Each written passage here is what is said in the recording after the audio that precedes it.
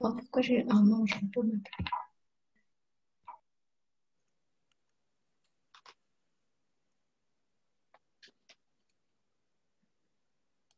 Mon Dieu, Sylvie Lalande.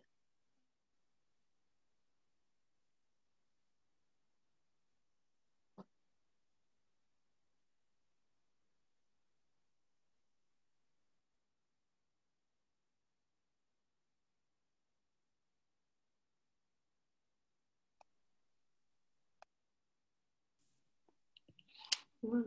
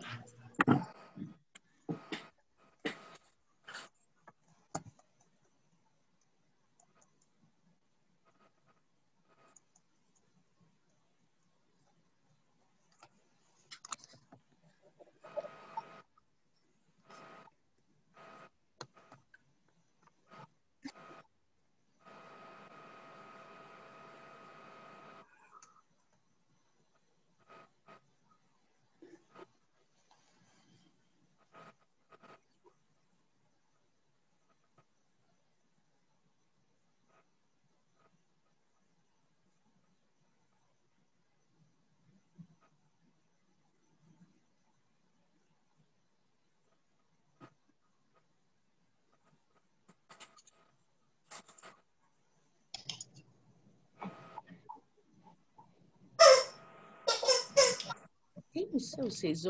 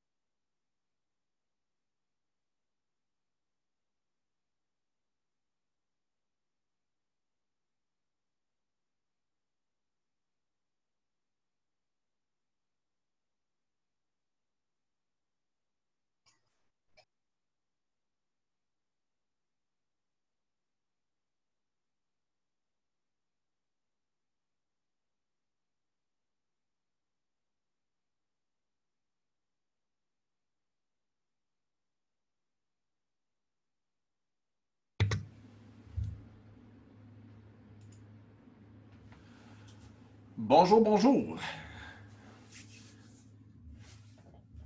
Alors, je vois, nous sommes plusieurs dans la salle en ce moment, 25 personnes, incluant moi. Je vous souhaite la bienvenue. Je m'appelle François Soro, l'entreprise Millium Micro Academy, avec la participation de Improve. On est très heureux de vous accueillir aujourd'hui sur la formation Teams, comment animer un atelier puis découvrir. Donc, c'est une formation qui est débutante. Découvrir Teams, découvrir ce qui est nécessaire de connaître pour être en mesure de bien travailler, pour pouvoir présenter et utiliser l'application. Alors, vous vous posez peut-être la question pourquoi on utilise Zoom pour former sur Teams. Alors, justement, c'est très difficile de former sur l'application qu'on utilise. Donc, on est dans Zoom et on va présenter Teams. Puis tantôt, je ne sais pas s'il y en a ici qui vont être à la formation sur Zoom. Ben, on va utiliser Teams pour présenter Zoom parce que pour plein de fonctionnalités d'animation ne sont pas disponibles quand on est en train de les utiliser, logiquement. Alors, bienvenue à tous. On continue d'avoir, on est rendu 32, donc je pense qu'on attendait une cinquantaine de personnes, mais le temps que les gens se connectent, c'est parfait. On a eu un exemple de ce qu'il ne faut pas faire en début de conférence où j'avais quelqu'un, je pense qu'il y avait un jouet d'enfant qui jouait de façon très forte. Alors, j'avais oublié de mettre muet à tous. Alors, c'est ce que j'ai fait. Je vais montrer comment faire ça directement dans la formation. Donc, nous sommes ensemble pour 1h30 sur Teams. Donc, je serais curieux, vous avez une zone de chat qui se trouve directement à votre droite, en principe. Si vous allez sur votre menu, vous allez sur plus, il y a un bouton chat ou clavardage. Donc, moi, je le vois en ce moment. Si vous voulez aller juste là, voir si tout fonctionne normalement, aller faire peut-être en mettant un petit bonjour. Ah, voilà. Alors, bonjour, Karine, c'est ma collègue qui s'est connectée. Aussi, peut-être une chose qui m'intéresse de savoir rapidement dans le chat, c'est que vous écriviez sur 10. Ouais, mettons sur 5, ça va être plus facile à compter. Donc, sur 5, vous vous situez où dans la connaissance de Teams? Donc, 1, vous avez très peu de connaissances de Teams. 3, vous êtes 2, 3, vous êtes de plus en plus habitué à l'utiliser au quotidien. Puis 4, 5, 4, vous êtes vraiment quelqu'un de très solide. Puis 5, vous pourriez donner le cours à ma place. J'espère qu'il n'y a personne qui a 5 ici, vous allez trouver le temps long. Mais pour me donner une idée, là, à quel point on a des gens qui sont plus débutants versus des gens qui sont plus intermédiaires. Donc, plein de débutants. Donc, genre 1. C'est parfait, là. C'est ça que je veux avoir une petite idée rapidement où est-ce qu'on se situe là-dessus. Fantastique. Je suis un dinosaure 2. C'est super. OK. Là, je vais vous demander une petite faveur. C'est vraiment pas obligatoire, mais si ça vous chante, il y en a que j'ai vu, vous avez mis votre webcam d'actif. Si vous avez une webcam, activez-la parce que moi, comme formateur, de voir les visages, de voir votre non-verbal, ça m'aide beaucoup à donner un cours qui est le fun. T'sais, je vois si vous trouvez ça plate, je vais le voir. Si vous trouvez ça que je vais trop vite, puis je vois du monde se décourager, ou peu importe c'est quoi le non-verbal, ça va donner une dynamique qui va me donner de l'énergie. Puis si j'ai de l'énergie, vous avez un meilleur cours. Donc, c'est magnifique. Merci pour ceux qui prennent la peine de l'activer. On se fout du décor. Si votre décor n'est pas optimal, on est tous encore en travail à domicile pour beaucoup d'entre vous. Et je serais curieux, quand vous avez vu le cours sans puis la possibilité de vous inscrire, y a-t-il une fonctionnalité ou un aspect de Teams qui vous intéresse particulièrement?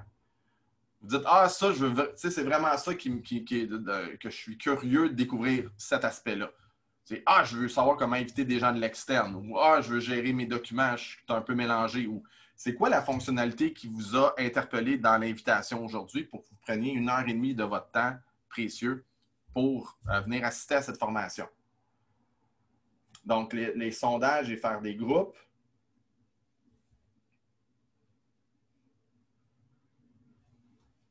Quoi d'autre? Quel genre de fonctionnalité vous êtes... Ou s'il n'y a rien de particulier, vous pouvez dire, je suis comme en mode découverte, puis c'est bien correct.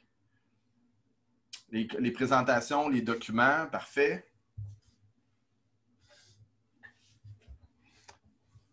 Quoi d'autre?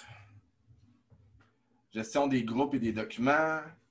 Inviter des gens à l'interne, externe en même temps. Partage de documents. Des votes. Maîtriser. OK.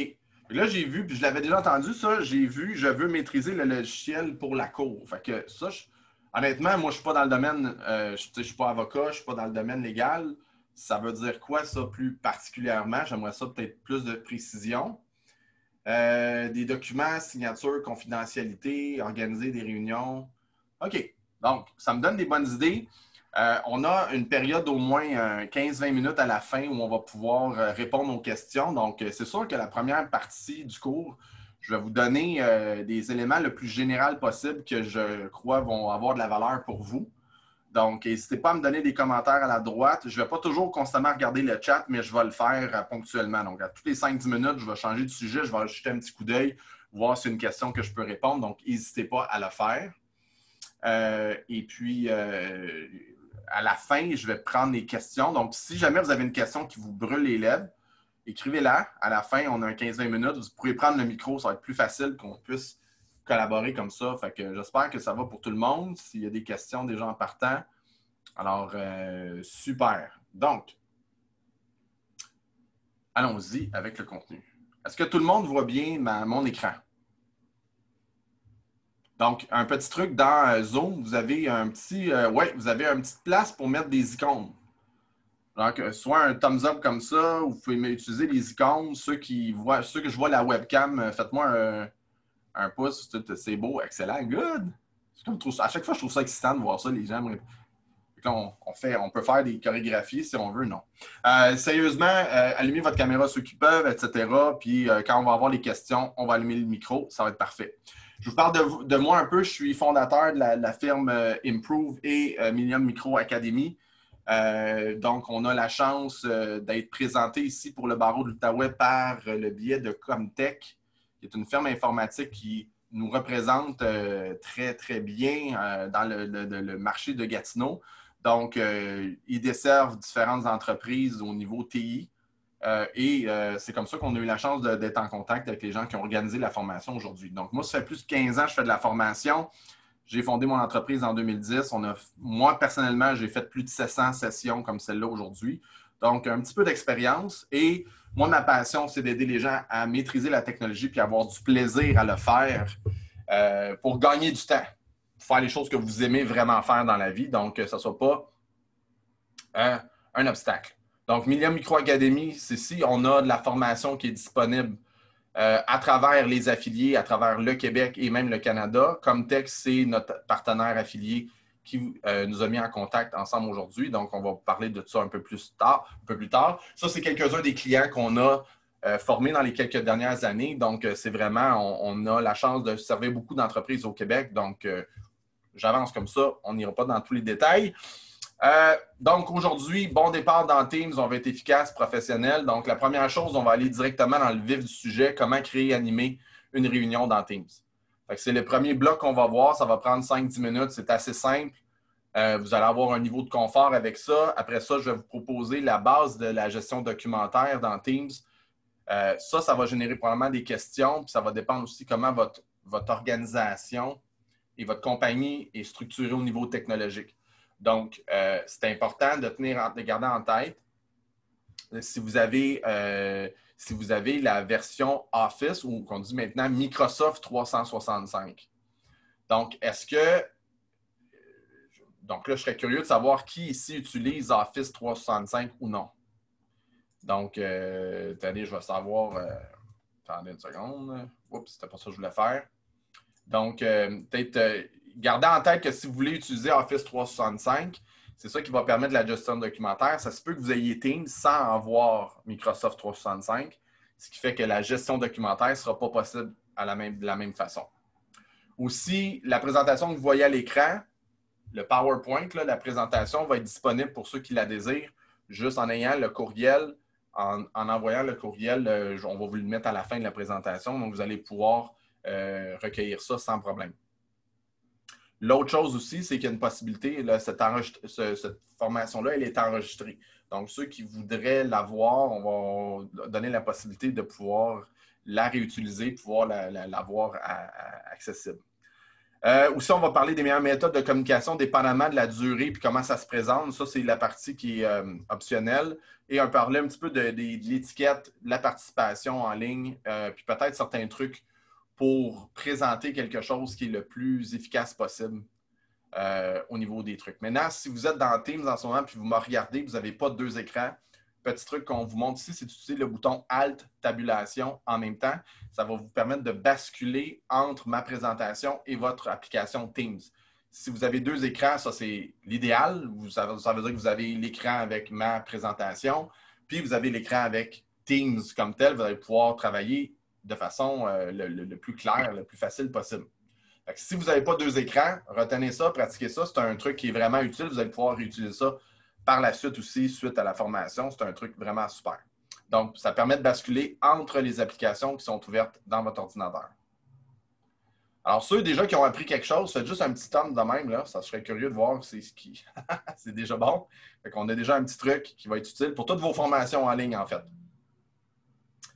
Si vous avez un Mac, ben c'est Command avec la tabulation. Donc, si vous avez un Mac, c'est comme ça. Alors, on se lance dans le premier truc ici. Comment créer une réunion dans Teams? Alors, je vais ouvrir Teams ici. Puis, je vais vous faire une petite démonstration. Donc, ça, c'est mon Teams. Donc, ça me permet ici d'avoir des communications avec mon environnement et d'être capable de collaborer. Fait que ça, c'est la version de Teams qui est basée sur un logiciel que j'ai téléchargé, donc qui est sur mon ordinateur. Je peux aussi ouvrir Teams sur ce qu'on appelle dans un browser, excusez l'anglicisme, sur un furteur Internet, excusez. Donc, si je m'en viens ici puis j'ouvre mon Office, mon logiciel d'Office, je vais être capable d'avoir accès à Teams à partir de mon interface informatique. Ça prend un petit délai avant qu'il puisse se brancher. Là. Il y a une authentification à faire. Je vais le laisser travailler, mais je vais y revenir après. Donc, sachez que Teams est disponible aussi sur votre téléphone. Donc, vous pouvez avoir l'application qui est disponible mobile. Si vous avez un téléphone sur Apple, vous allez sur Teams, sur l'App Store, vous allez le télécharger. Puis si vous avez une tablette ou un Google Apps dans Android, ben, vous allez sur Google Play. Puis ici, ben, voyez-vous, Teams y est là. Voilà.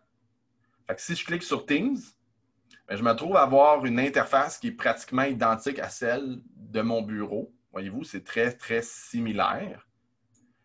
Mais ce n'est pas exactement la même chose, pas la même expérience. Fait que ça, c'est le premier truc qui est à retenir. Vous avez la version sur le web, puis vous avez une version que vous pouvez télécharger. Ça va jusqu'à là? Donc ça, c'est un premier truc relativement simple. Ensuite de ça, pour créer une réunion. Donc, vous voulez créer une réunion dans Teams, puis il y a différentes façons de le faire. Donc, la première façon, la plus simple, c'est dans l'interface de Teams. Littéralement, ben, c'est assez logique. Donc, si je vais dans Teams et je vais dans mon calendrier. Donc là, je suis dans mon calendrier. C'est une réplique de votre calendrier Outlook. Évidemment, ça prend la version complète. Fait que si vous n'avez pas le bouton calendrier en ce moment, c'est que vous avez la version de base de Teams. Donc, cette version-là de créer un rendez-vous ne sera pas disponible chez vous.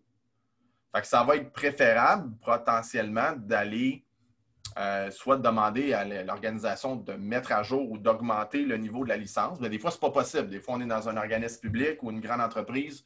Ils ont déterminé pour des raisons de coût de ne pas prendre la version complète. Bien là, il faut vivre avec. Donc là, ça veut dire que vous n'avez pas cette option-là. Sinon, vous allez être en mesure, si vous avez ce bouton-là, d'aller dans une heure précise puis de créer une nouvelle réunion ou démarrer la réunion sur le champ. Fait que déjà là, si je suis en conversation avec quelqu'un, il faut qu'on partage notre écran, il faut partager des documents, on a des trucs à faire. Bien, il n'y a pas de problème. Je m'en viens ici, je fais démarrer une réunion. Puis là, ben, à ce moment-là, je suis prêt à commencer ma réunion presque. Là, c'est sûr qu'en ce moment, je suis dans Zoom, puis ma webcam est déjà prise par Zoom. Donc là, évidemment, le logiciel, l'ordinateur ne peut pas créer deux webinaires en même temps. Mais là, je pourrais faire réunion test, barreau avec François. Voyez-vous? Fait que là, avant même de commencer, voyez-vous, là, j'ai la possibilité d'aller personnaliser mon micro, d'aller débuter ma caméra, mais là, je ne suis pas capable parce que c'est bloqué. Puis, j'ai mon micro également, où je peux commencer en mode muet. Je fais se joindre maintenant. Fait que là, en ce moment, la réunion existe. Dans l'univers de Microsoft, je suis prêt à débuter une réunion. Et là, vous dites, bon, ben, c'est beau, François, là, je vais inviter 3 personnes. Qu'est-ce que je fais? Parfait. Alors, tu vas inviter des gens, tu t'en viens ici, participant, tu fais entrer un nom, puis là, tu vas mettre les gens. Fait que, par exemple, dans mon équipe, on a Karine, qui est là. Ben, si j'écris oh, pas Kiran, Karine. Voilà, elle est ici. Et là, je peux aller l'inviter. Fait que là, voyez-vous, en ce moment, Karine, qui est sur l'appel aussi, elle ne pourra pas répondre ou elle va répondre, mais sans voir sa webcam. Elle pourrait répondre, puis là, l'appel commence. Ça fonctionne avec les gens qui sont dans votre environnement Teams actuellement. Ça veut dire que c'est des gens qui sont déjà dans l'entreprise, c'est des collègues de travail, ou c'est des gens qui sont déjà invités dans Teams. C'est déjà des membres de vos équipes, même qui sont à l'extérieur, mais il faut qu'ils soient invités après ma barre. Sinon, par ce moyen-là, si je mets une adresse courriel, je ne pourrais pas inviter ici. Ça va? Ça c'est super important de comprendre ça. Et là, vous dites, OK, mais je vais inviter quelqu'un de l'externe. Qu'est-ce que je fais? C'est super simple. Voyez-vous ici, en fait, il y a différentes façons de s'y rendre. Vous avez un petit bouton ici qui est avec le lien, là, les petits onglets. Voyez-vous, c'est marqué « Copier les renseignements de participation ». Parfait. Fait que là, je vais aller cliquer. Là, c'est marqué « Copier dans le presse-papier ». Fait que là, je vais aller ouvrir mon Outlook. Je vais créer un nouveau courriel, juste pour que vous puissiez voir. Puis là, ben, je vais aller mettre, par exemple, je vais inviter Karine. Peut-être je vais mettre ton Gmail, Karine. Puis là, je vais mettre invitation Teams. Oh, je l'ai magané, invitation. Vous comprenez l'idée? Puis là, je vais aller mettre le lien. Fait que voyez-vous, c'est marqué, à ce moment-là, ça, c'est un lien qui est derrière. Si je mets ma souris là, par-dessus, là, j'ai l'espèce de lien bizarre un peu, mais ça, c'est ça qui va être l'invitation. Fait que là, je peux inviter quelqu'un de n'importe où, de n'importe quel environnement. Puis tout ce que je fais à ce moment-là, je vais mettre ici test 9 septembre. Puis je lui envoie. Fait que là, Karine, quand elle va ouvrir son Gmail, elle va recevoir le courriel avec le lien, elle va cliquer dessus, puis elle va pouvoir joindre. Je ne sais pas si tu es capable de joindre juste pour le but de l'exercice, Karine. Ça va être fantastique. On va avoir une expérience live. Puis, par la suite, voyez-vous, j'ai mes menus. Lorsque je suis pendant ma réunion, on va y revenir tantôt, mais je peux afficher les conversations. Fait que là, je vais être capable de chatter avec Karine. Je peux avoir la gestion de lever la main, tout ça. Puis, j'ai d'autres actions qu'on va voir en détail tantôt.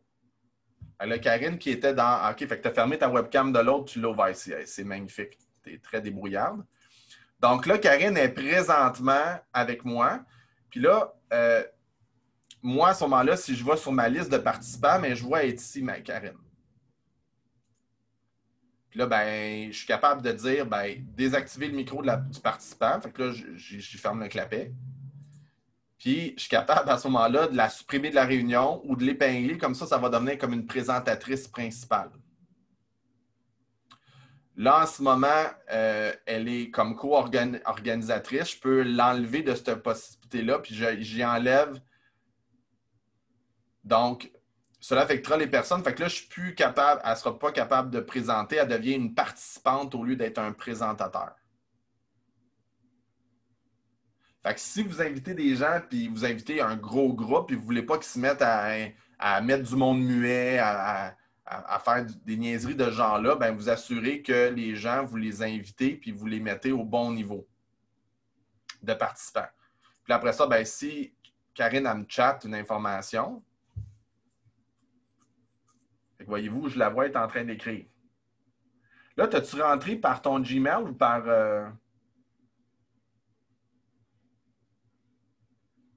Fait que là, on voit être en train d'écrire. Par mon Gmail, exactement. Fantastique. Puis là, moi, ce qui est intéressant avec ça, c'est que dans Teams, ils ont intégré la notion de social, un peu comme Facebook. Fait que je suis capable d'aller faire « Hey, bravo », puis faire « J'aime ça ». Là, imaginez, si vous êtes 50 personnes, les gens pourraient réagir à ça. Comme si vous êtes habitué avec Facebook, ça va devenir comme super naturel. C'est exactement pareil. Et là, après ça, moi, je peux aller mettre un émoticône, qui est comme vraiment une réponse. Et je peux aussi aller mettre un GIF. Fait que là, mettons, je vais mettre quelque chose qui dit bravo. Bien là, je vais aller mettre bravo. Fait que ça me permet d'ajouter une petite touche comme humaine, le fun. Ça surprend toujours, puis ça amène le côté agréable dans un échange avec les gens. Puis là, voyez-vous, elle vient de réagir en mettant qu'elle a aimé mon message. Fait que ça, c'est la partie qui est vraiment le fun de Teams, c'est que tout cet élément-là de collaboration qui va plus loin que Zoom. Parce que Zoom, c'est vraiment, je te présente, voici le cadre d'une conférence. Teams, c'est, tu es dans mon équipe, je t'invite à une réunion. Fait que tu es comme plus englobé dans un esprit de travail d'équipe. En ce moment, Karine pourrait lever la main pour me dire qu'elle veut parler. Fait que voyez-vous, fait qu'imaginez chez plein de monde, je pourrais voir ceux qui veulent parler. Fait que c'est visible, mais c'est pas aussi bien fait. Fait que c'est pas aussi solide que Zoom, honnêtement, cette partie-là. Puis là, ben, je peux aller baisser la main. C'est comme elle a oublié de baisser la main, je peux aller baisser moi. Fait que ça, c'est les fonctionnalités de base. Fait que là, tu peux quitter pour le moment. On va peut-être refaire ça. Ah, attends, mais juste avant, envoie-moi un document, s'il te plaît. Ça va être utile tantôt pour faire le test. Donc, ça, c'est une information qui est intéressante et qui fonctionne vraiment très bien dans Teams, plus que dans Zoom. C'est que je peux aller téléverser un fichier de l'ordinateur ou aller mettre un lien hypertexte d'un document qui vient de OneDrive, par exemple, ou de SharePoint. Donc, ça, c'est un document ici qui est un PDF qui est inséré. Puis là, je fais merci, parfait, elle m'a envoyé le document. Super. Fait que maintenant, regardez, je pourrais lui dire bye-bye ou je pourrais être un peu, puis là, je pourrais faire supprimer la réunion. Et voyez-vous, je viens d'enlever la personne. Fait que là, elle vient de se débrancher. Mais ne vous inquiétez pas, Karine est dans la rencontre de Zoom. Fait que, elle est toujours là. Donc, jusqu'à présent, l'information que je viens de vous montrer, est-ce que vous trouvez ça comme c'est-tu pertinent, c'est-tu bon? Juste me faire un petit c'est bon, ça va trop vite, pas assez vite. Un petit feedback rapide.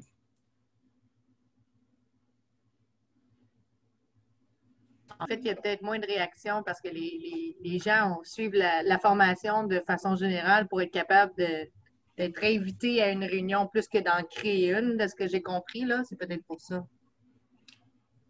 Ben, pour être invité à une réunion, ça, tu reçois un courriel, tu cliques sur le bouton, ça ne peut pas être plus simple que ça, là. C'est vraiment simple. Puis après ça, quand vous faites inviter, vous cliquez sur la rencontre. Puis là, ben, vous avez le choix de télécharger Teams pour avoir comme moi l'application de bureau comme ça ou ouvrir dans votre furteur Internet. Fait que c'est aussi simple que ça. Donc, comment afficher des documents à l'écran? Bon, c'est une très bonne question. Donc, si je vais voir ici les informations, voyez-vous, j'ai... Ce qui est intéressant dans Teams, ce que tu n'as pas dans Zoom, c'est qu'à chaque fois que je crée une réunion, dans mon clavardage ici, là, j'ai toutes mes réunions comme ça qui sont créées automatiquement et que je vais pouvoir suivre.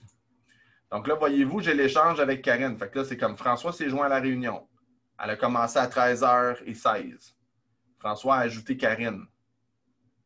Elle s'est jointe à la réunion. Elle a commencé à chatter. On a les informations. Puis voyez-vous, j'ai une zone ici. J'ai des onglets. J'ai un onglet qui s'appelle Fichier. Et là, je me trouve à avoir le fichier comme tel qu'elle m'a partagé. Fait que là, je pourrais décider d'aller le télécharger ou l'ouvrir dans le navigateur. Et là, ça va ouvrir le fichier comme tel dans le navigateur. Fait que c'est fantastique. Ça, c'est une expérience qu'on ne peut pas faire aussi facilement dans Zoom. Parce que Zoom, ce n'est pas une expérience qui est aussi englobante, complète, je devrais dire. Right? Donc, c'est une expérience, je fais une conférence, on est là, c'est fini, bye. J'ai pas un menu comme ça qui va me permettre de suivre la réunion puis le clavardage qu'il y a eu pendant la réunion à ce moment-là. Excellent. Fait que voilà, on vient là. Donc, dans l'interface de Teams, ce qu'on vient de faire, fait que soit je planifie une réunion, ça, je ne l'ai pas montré. Je la débute maintenant si on l'a fait. Donc, si je viens ici et je veux faire une nouvelle réunion, je vais faire quitter. Je vais avoir dans le calendrier, je crée une nouvelle réunion. Et là, cette fois-ci, je vais la planifier. Qu'est-ce que je vais faire? Je vais aller cliquer sur « Nouvelle réunion ». Puis quand je clique là, il va me mettre le prochain bloc à la demi-heure près. Fait que là, voyez-vous, il était 26, il va la partir à 1h30. Puis là, ben, vous connaissez Outlook, c'est exactement la même affaire. Fait que je vais dire, ah, ben, c'est une réunion d'une heure, de 1h30 à 2h. Es-tu récurrente ou pas? Puis après ça, ben là, ajouter un canal, je vais y revenir tantôt. Après ça, je vais y mettre un titre. Fait que test formation Teams. Puis là, je peux aller inviter des gens. Fait que là, je peux remettre Karine. Je peux mettre d'autres personnes qui sont dans l'équipe. Et ça, encore là, quand je vais inviter des gens ici, c'est pas le choix d'être des personnes qui sont dans vos équipes. Donc, c'est des gens qui sont déjà dans votre entreprise. Fait que ça ne marchera pas si vous essayez de mettre un courriel ici d'un invité externe. Il va falloir le faire une fois que la rencontre est créée. S'il y a une chose à retenir, si vous voulez créer des réunions dans Teams, c'est ça qui est le plus important, je pense. Avec ça, vous allez être vraiment capable de débuter et de fonctionner bien. C'est que si vous voulez créer à l'intérieur de Teams à la base, il faut absolument que ce soit des gens qui sont déjà dans Teams, donc des collègues de travail ou des gens qui ont été invités, des invités dans Teams. Sinon, une fois que j'ai créé ma réunion, comme ça, j'ai aussi mon assistant de planification, comme dans Outlook, qui me permet d'aller voir les disponibilités des gens. Fait que là, je vois que Karine, ici, ben, est occupée de 1h30 à 4h. Fait que je vais dire, ah, ben, finalement, je vais aller mettre ça à 4h. On est tous les deux disponibles. Fait que l'assistant de planification est vraiment intéressant pour ça. Je peux aller mettre des informations là-dedans additionnelles. Puis après ça, je fais envoyer. Fait que là, ma réunion est là. Voyez-vous, si je l'ai mis, où est-ce que je l'ai mis? Je n'ai même pas porté attention. Ah, test formation Teams à 4h est là. Fait que quand je reclique dedans, je vois la formation. Je vois que Admin et Victor Hugo sont invités. Puis là, ben, là j'ai plus d'outils qui sont là pour la gestion de la réunion. Fait que là, c'est sûr que c'est un cours d'introduction. On ne verra pas tous les détails, là. Parce qu'il y a vraiment du stock en masse à couvrir là-dedans, mais c'est juste pour vous donner une première idée. Et, regardez, c'est ça qui est intéressant, c'est que si je vais dans Outlook, automatiquement, ma réunion, fait que là, je vais fermer ça. Donnez-moi un petit moment, je vais aller dans Outlook.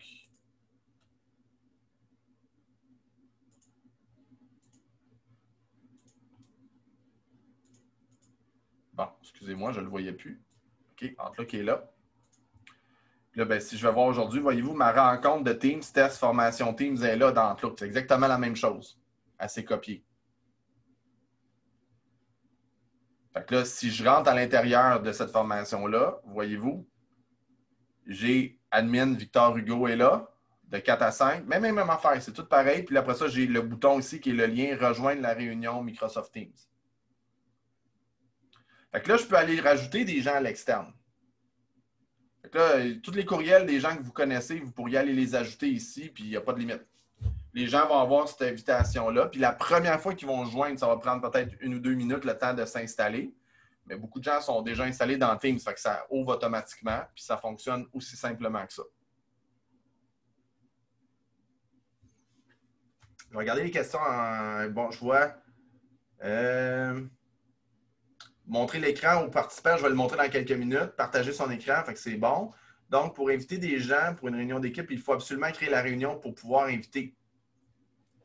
Ah oui, c'est ça. Donc, si on parle de Teams, il faut soit partir la réunion en premier, fait qu'elle devient live, elle devient là, puis là, on invite des gens, ou soit on la planifie à l'avance.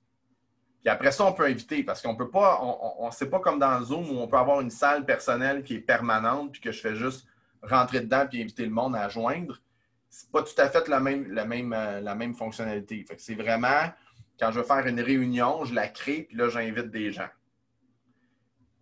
C'est sûr que si vous êtes avec vos collègues, je veux parler à Karine. Je m'en viens ici dans mon... Voyez-vous, Karine est là. Ben, je peux aller cliquer ici sur appel vidéo, puis je l'appelle tout de suite. Fait que là, comprenez-vous qu'on a une réunion, là. C'est directement, la réunion, c'est exactement le même principe qu'une réunion. La différence, toutefois, c'est que, tu vois, là, cette réunion-là, puis le clavardage qui est connecté, je vais fermer ça. Quand je vais mettre un fichier, ben, ça va être les fichiers, puis le clavardage va être en lien avec mon clavardage de la personne, parce que je parle à cette personne-là. Fait que ça, c'est un point qui est très important. Fait que si je suis avec des membres d'équipe, dans Teams, je vais sur la personne, clavardage, je mets son nom, je l'appelle, puis la réunion débute. Si je vais inviter plusieurs personnes, ben là, voyez-vous, j'ai toujours le petit bouton ici qui est afficher les participants. Puis là, je peux rajouter un nom. Puis inviter Victor. Oups, je l'ai mal. Voyez-vous, je suis en train d'appeler Victor. Fait que là, tout d'un coup, cette réunion-là où on était deux, maintenant il y a trois, puis là, je pourrais rajouter. Mais ça a tout besoin d'être des gens qui font partie de l'équipe. Fait que ça, j'espère que cette partie-là, c'est vraiment important que vous ayez ce confort-là puis que vous soyez bien à l'aise. Ah, puis partager l'écran, je vais recommencer. Donc, je vais aller dans le calendrier, je vais faire démarrer une réunion tout de suite. Même si j'invite personne, je vais faire la réunion. Je suis à l'intérieur de la réunion. Je veux partager mon écran. Voyez-vous, j'ai le petit bouton ici qui s'appelle « Partager du contenu ». Des fois, il va se trouver en bas. Bien, je vais cliquer ici. Puis là, ça va me permettre d'aller partager soit mon bureau complet. Puis là, mon bureau, j'ai deux écrans. J'ai l'écran 1, j'ai l'écran 2. Ou soit je vais aller à ce moment-là, la fenêtre. J'ai différents choix, puis j'ai un tableau blanc interactif.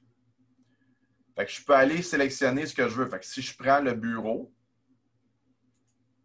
ici, ben voyez-vous, là, présentement, je partage mon écran, puis vous voyez, là, c'est mon écran de travail là, où je vous vois. Là. Ça, c'est mon affichage je suis en train d'organiser la rencontre.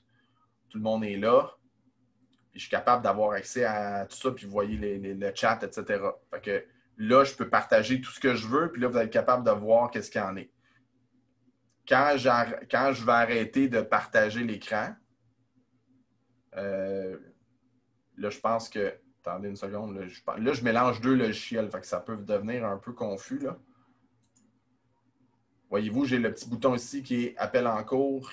Cliquez ici pour revenir à l'écran d'appel. J'annule, puis là, je reviens. Puis là, je vais voir est-ce que mon... Wow, OK. Parce que là, je mélange deux logiciels de conférence. Fait que je ne sais pas si vous avez vu quelque chose, là.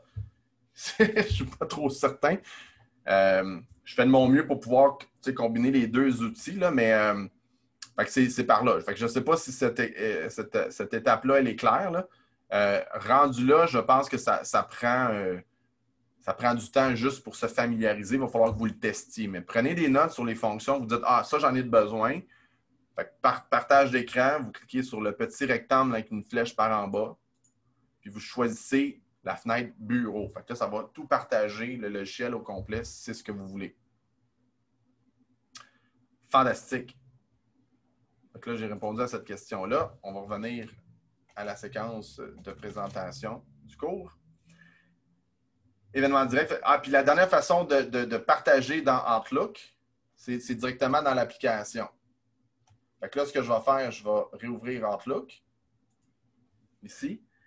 Puis là, si je fais un nouveau courrier, ben, à ce moment-là, c'est pas vrai, c'est pas un courrier.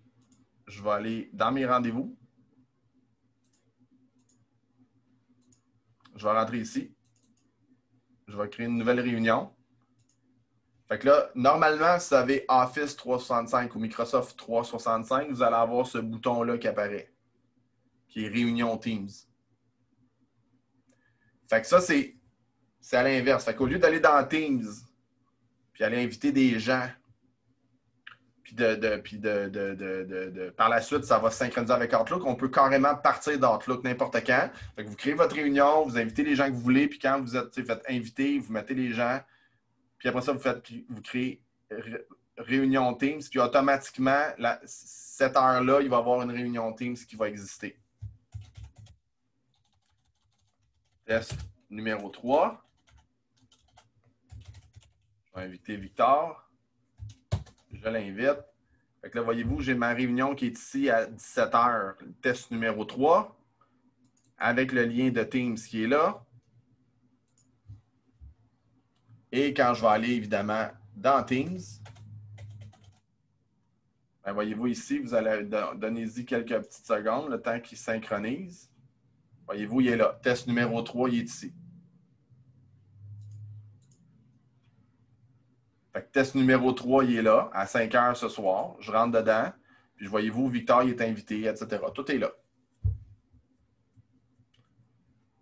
Fait qu'il y a 3 façons de s'y rendre. Je fais une réunion dans Teams, je débute la réunion, je la planifie dans le calendrier et je peux le faire à partir d'Outlook directement. Voilà. Si vous avez des questions sur ça, prenez en note, on va y arriver à la fin de la présentation sans problème. Une fois que la réunion est créée aussi, il y a une façon de gérer les autorisations pour que ça soit un peu plus structuré. Fait que pour faire ça, il faut directement partir d'une réunion qui existe déjà. Donc, je vais retourner dans mon exemple ici, dans Teams, excusez-moi.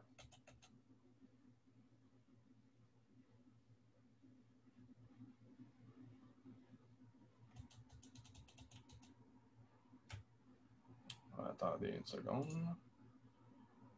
Ah, je l'avais fermé. Je le cherchais. Voilà. Donc, je vais fermer la réunion. Fait que si je rentre dans la réunion, excusez-moi ici, fait que j'ai différentes fonctionnalités ici quand je vais vouloir voir les détails. Voyez-vous ici, j'ai un bouton qui s'appelle Options de la réunion. Ça, c'est une fois qu'il est créé. Une fois que je l'ai créé, j'ai invité les gens. Quand je clique sur Options de la réunion, il va ouvrir ça dans le web ici. Voyez-vous, test numéro 3, les options. Puis là, je peux dire qui peut éviter la salle d'attente. Fait que ça va faire en sorte que tout le monde qui est invité va rentrer directement dans la réunion sans devoir passer par la salle d'attente. Les membres de mon organisation ou moi uniquement. Fait que ça, si je fais ça, ça veut dire que c'est juste moi qui vais autoriser. Fait que si, mettons, Joanne rentre, je vais dire « Ah, Joanne », puis là, c'est moi qui vais décider de l'accueillir ou pas. Si je fais tous, tout le monde qui a le lien va pouvoir rentrer directement. Après ça, annoncer quand les appelants arriveront ou s'en vont. Fait que ça, c'est l'espèce de petite alerte pour te dire que les gens arrivent ou partent. Fait que là, tu peux soit l'activer ou le désactiver. Et à ce moment-là, qui peut présenter? Fait que par défaut, c'est un peu particulier, c'est que tout le monde devient présentateur par défaut. Fait qu'il y a des gens qui n'aiment pas ça, ils vont dire non, moi, je ne veux pas ça, je veux des personnes spécifiques. Et là, à ce moment-là, tu peux aller mettre des personnes en disant OK, ces 2 personnes-là sont aussi présentateurs, ça veut dire qu'ils vont pouvoir mettre les gens sur muet. Ils vont pouvoir avoir les fonctionnalités de gestion un peu plus. Les autres vont être participants. Ou dire c'est moi uniquement qui est le gestionnaire de cette réunion-là. Fait que dès que je clique sur Options de la réunion, ça va ouvrir votre furteur Internet. Fait que ce n'est pas à l'intérieur de l'application qu'on peut le faire. En tout cas, pas pour le moment, mais éventuellement, ça risque d'être possible à ce moment-là.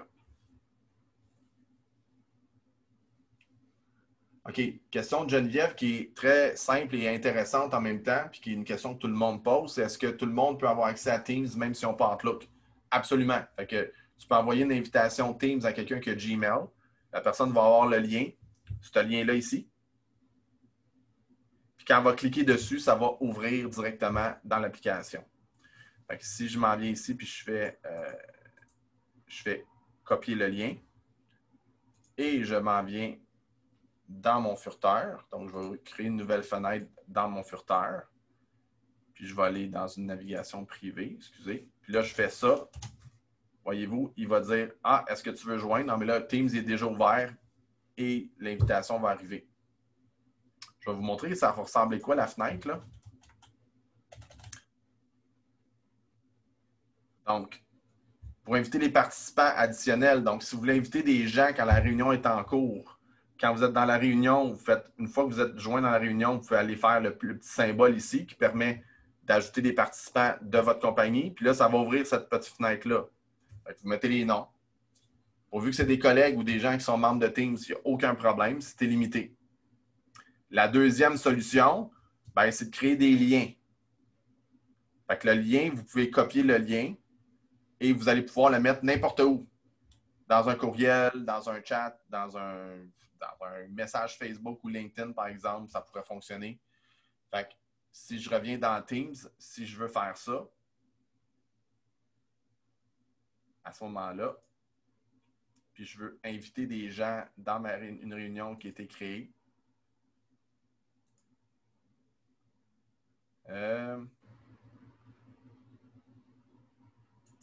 Attendez une seconde, j'ai un petit délai ici. Donc, il y a l'information qui est ici dans Teams. Je peux faire copier le lien et l'envoyer. Sinon, si on s'en va dans une nouvelle réunion, mettons, je fais une nouvelle réunion et je veux partager cette réunion-là.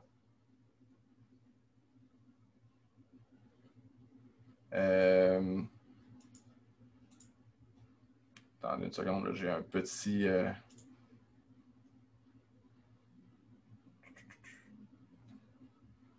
fais ça tellement de fois dans une journée là, que j'ai comme un petit blanc là.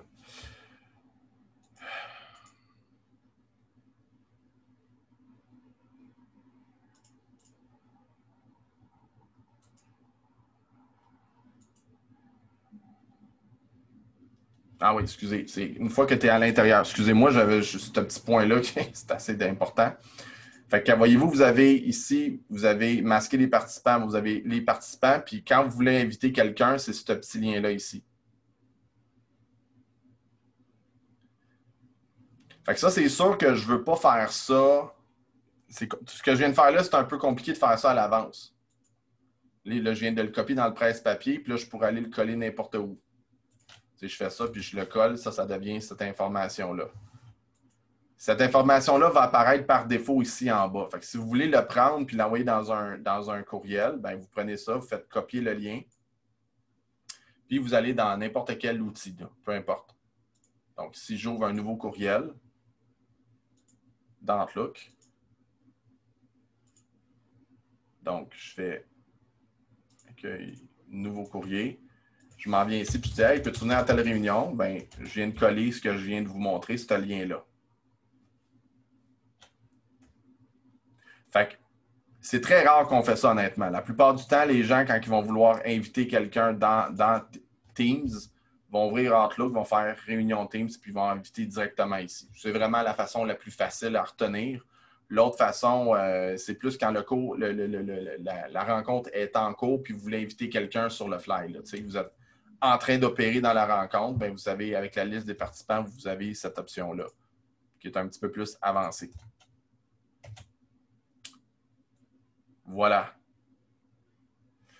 Donc, quand les gens reçoivent, tantôt j'ai eu la question, quand les gens reçoivent une invitation à une réunion dans Teams, ça ressemble à quoi? C'est ce que vous voyez là. Fait que vous recevez un courriel d'invitation. Quand les gens cliquent, ça dit « Comment voulez-vous rejoindre la réunion? » Fait que là, ils vont dire « Est-ce que vous voulez télécharger l'application Windows? Est-ce que vous voulez continuer sur le navigateur? Ou vous voulez ouvrir l'application Teams si vous l'avez déjà téléchargée? » Si vous savez que vous l'avez, vous cliquez là. Sinon, vous voulez l'ouvrir dans le furteur sans problème.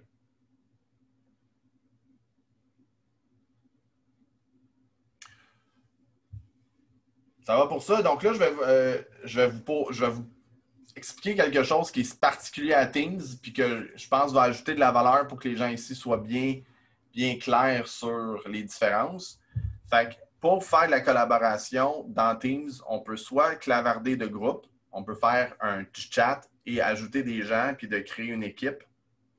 ou soit on va dans le Teams puis on a des équipes qui existent déjà.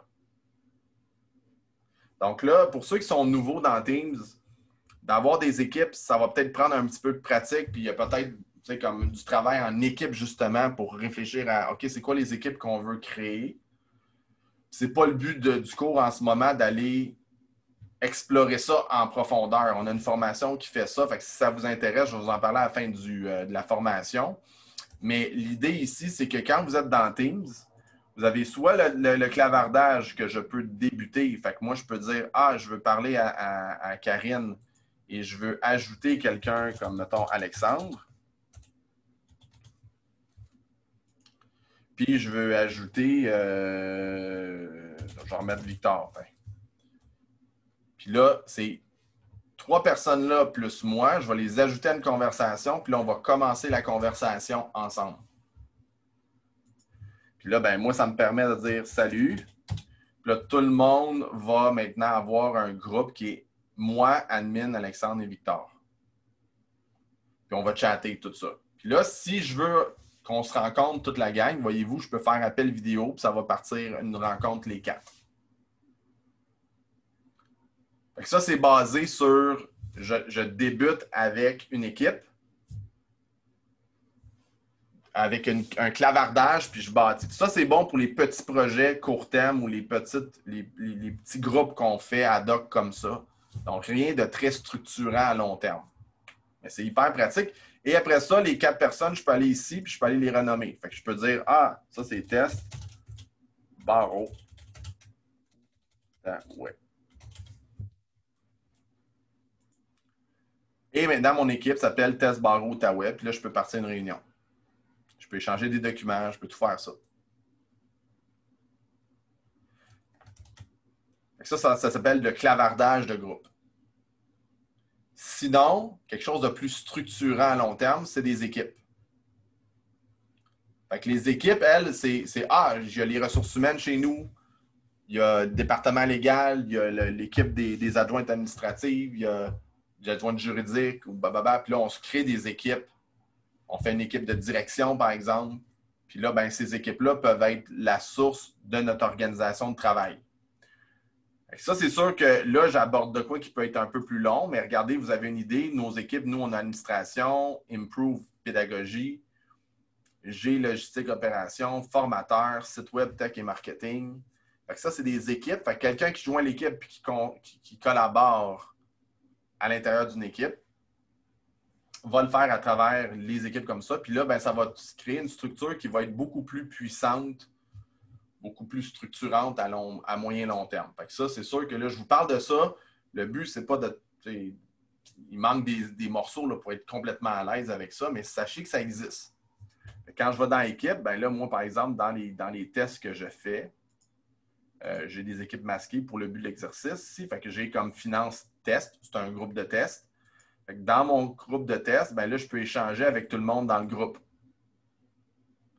Puis là, ben, j'ai du chat, j'ai les mêmes fichiers, j'ai la même structure que le clavardage, mais j'ai une zone de fichiers, elle, qui est une zone de fichiers d'équipe.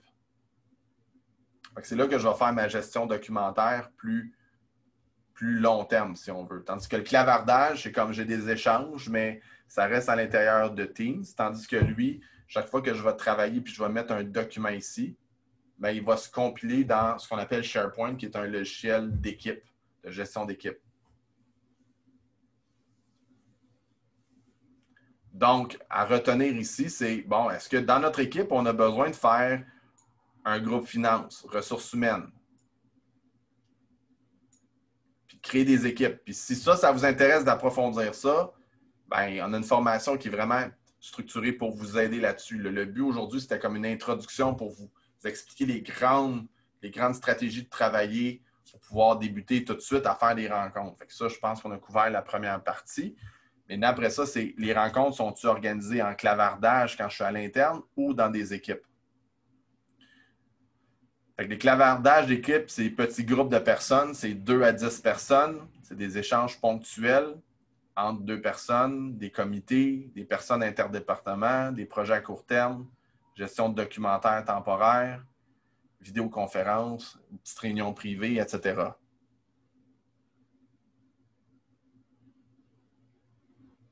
Fait que ça, il y a un peu il y a une réflexion sur votre organisation de travail dans l'équipe là-dessus.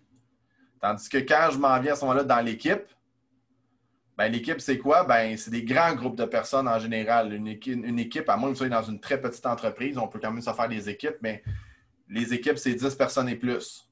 On peut aller jusqu'à 1000 personnes dans une équipe. Tu vas aller dans une organisation, tu vas dire, ah, parfait, ressources humaines. Puis là, les 8 personnes des ressources humaines ou les 14 personnes des ressources humaines. Ces gens-là, c'est des échanges structurants sur du plus long terme. Oui, à l'intérieur, je peux avoir du ponctuel, du temporaire, mais je suis dans un contexte que ce groupe-là, il est permanent. Ce département-là, il est là pour rester. Fait que c'est l'équipe au complet. C'est des projets aussi à moyen et long terme. Là-dedans, on peut faire la gestion de tâches d'équipe, on peut faire la vidéoconférence. C'est comme beaucoup plus élaboré le potentiel là-dedans. Et quand je crée une réunion, je peux inviter tout le monde de l'équipe d'un seul coup. Alors, qu'est-ce que je veux dire par là? Bien, quand je rentre dans Teams, puis je m'en vais dans mon calendrier, puis je veux faire une réunion, fait que c'est là, mettons, je vais l'annuler. Pour l'enlever, puis j'en fais une autre. Fait que là, je vais faire ici une nouvelle rencontre. Puis là, je vais faire test pour rencontre équipe finance. Puis là, normalement, j'ajouterais tout le monde individuellement. Mais si je sais que dans l'équipe finance, il y a déjà les 8 personnes, bien, je peux aller dans le canal ici. Finance test. Puis à dire, ah, OK, c'est dans l'équipe le nouveau ERP qu'on est en train d'installer. Là, tout le monde qui est dans l'équipe va recevoir l'invitation. Ça va être dans leur Outlook. Puis la réunion va partir sur le champ. Fait que là, je sais ici, j'ai peut-être un pourcentage X là, que je vous ai perdu. Peut-être, oh boy, là, tu es allé trop vite. Tu montres des choses un peu. Parce que je sais qu'il y en a qui sont déjà à 3. Là, fait que j'essaie de donner un petit peu de tout à tout le monde. Là. Fait que ceux qui sont déjà intermédiaires, qui connaissent Teams, là, je vous montre de quoi d'un peu plus avancé. Si je vous ai perdu, c'est normal, il n'y a pas de souci.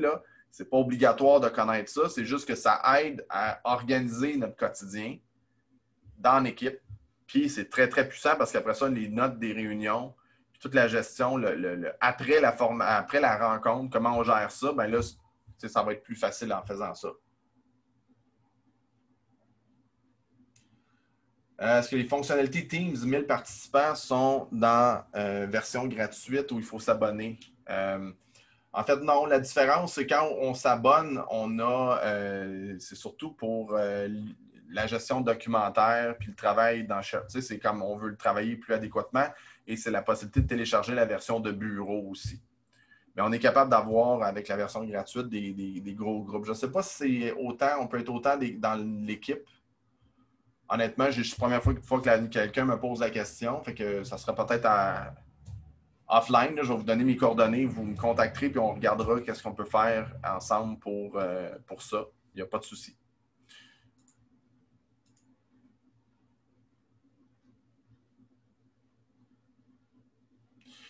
Tantôt, là, je vous regarde les questions. Il y a une question qui est pour une réunion de groupe sans entrer les noms un par un. Est-ce possible? C'est drôle. Je viens de montrer la solution. Fait que si vous voulez faire une réunion d'équipe sans rentrer ça un par un, bien, il faut que vous créez une réunion puis que vous ayez au préalable créé vos équipes. Ben, ça devient comme une sorte de petite mini-liste de distribution, si on veut. Fait que quand c'est toujours les mêmes personnes qui sont là à l'interne, ben, c'est pas mal intéressant d'avoir cette fonctionnalité-là. Fait que des exemples d'équipes, ça va être quoi? Vente. Je peux avoir une équipe logistique, une équipe produit, une équipe finance. Fait que ça c'est toutes des idées que vous pouvez mettre en place, mais il n'y a pas de fin. Tout est possible. Puis ce qui est intéressant dans les équipes, c'est qu'on peut créer des canaux. Donc, par exemple, dans la logistique, j'aurais général, toutes les équipes ont l'onglet général.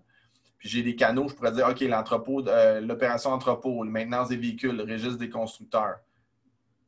Right? Fait que si j'ai un groupe produit, par exemple, une équipe produit, ben, j'aurais le général comme partout.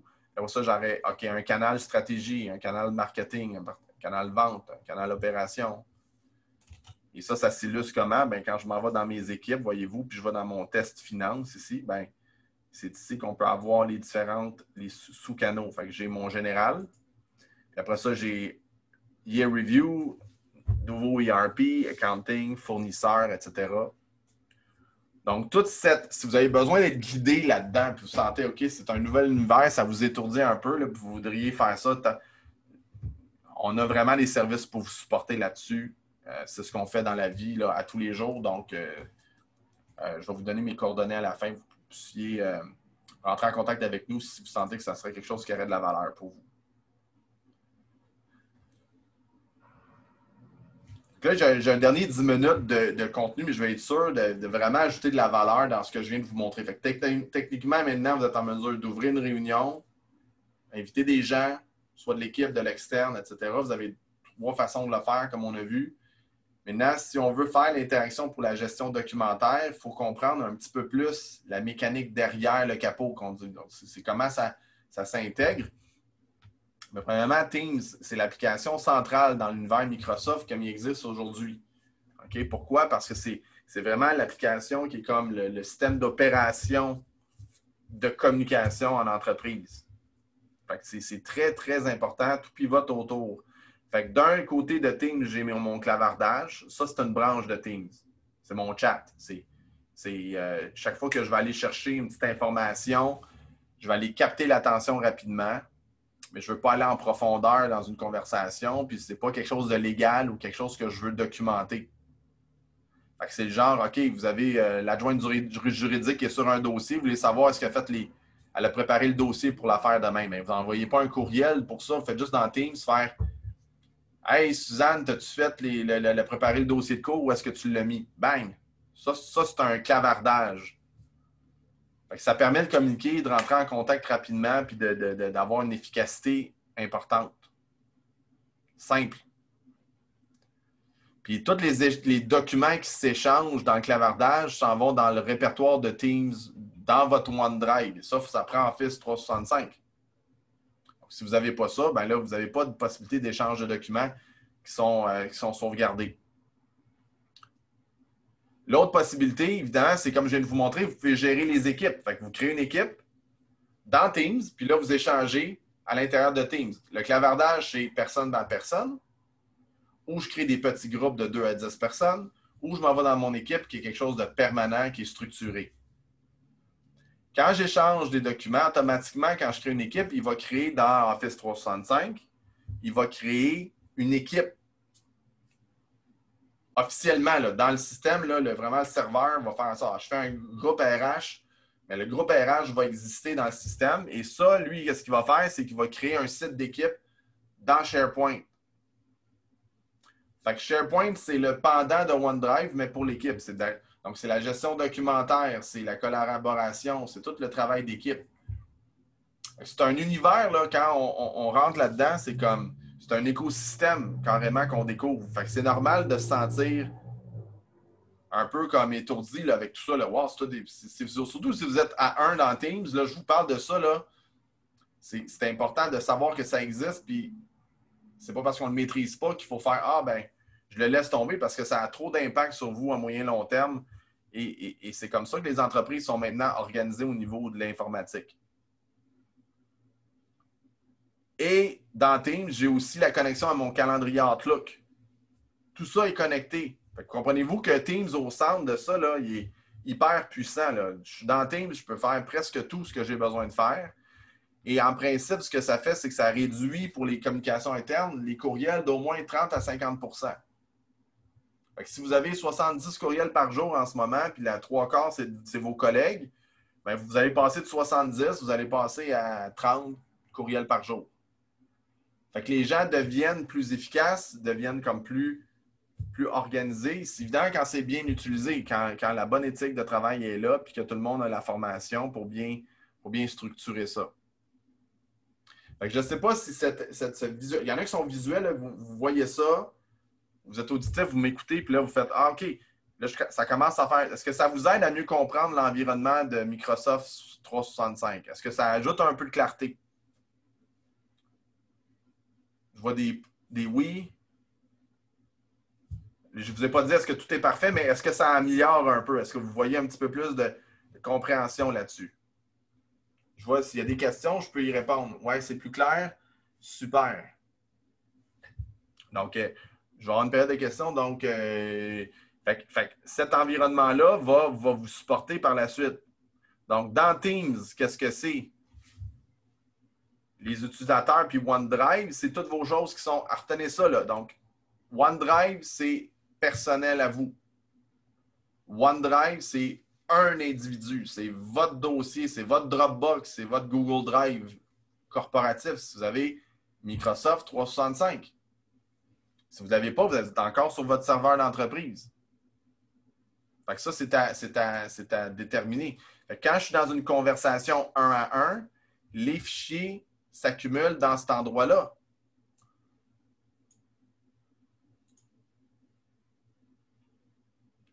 Voyez-vous? Fait que je vais vous le montrer ici. Ça, c'est mon ordinateur. Voyez-vous, ici, j'ai mon fichier OneDrive qui est synchronisé. Quand je vais plus bas ici, j'ai tous mes fichiers de conversation Teams. Fait que ça, c'est tous les fichiers que j'ai échangés avec des collègues dans des conversations individuelles.